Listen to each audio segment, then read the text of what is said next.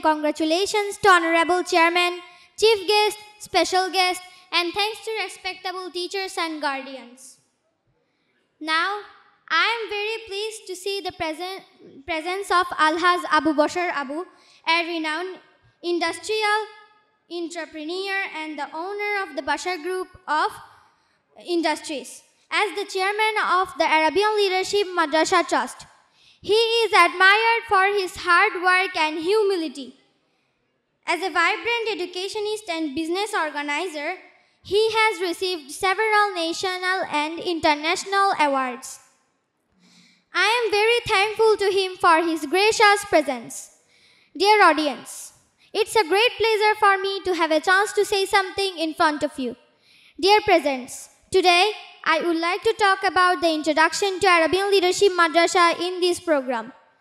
Dear audience, at the beginning, I want to classify my topic into 5 points for better understanding. The first one is Foundation of the Institute. The Arabian Leadership Madrasa was established in 2010 at residential area of Chatgaon, Chattogram, Bangladesh. The second one is Background of Establishment. The Arabian Leadership Madrasa was established as a practical example of the reform and development movement in educational curriculum of the private madrasas in Bangladesh. It was established as a forerunner of a cultural movement that aims to create a bridge between Islamic and Western cultures to minimizing the gap between two segments of scholars, religious and modern. Besides, the educational philosophy that this institution advocates is to combine the classic, what is new, and the good, what is useful. The third one is aims and objectives.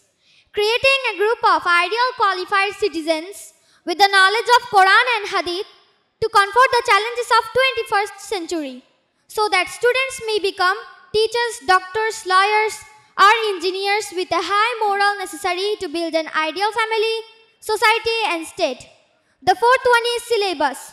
The educational curriculum of the institute is set up on the Islamic tenets and creeds including modern subjects to spread the Islamic knowledge at home and abroad. The syllabus and curriculum of Nadwatul Ulama India and other international schools in Bangladesh, Arab world and Malaysia have been consulted in designing syllabus and teaching and learning approach of this institution. Dear audience, the last one is Aqidah and methodology. The institute since its inception has been cultivating the Aqidah, belief of Ahl Sunnat wal Jamaat and has been following the guidance of Salaf Salihin in all aspects. Okay, that's all for today.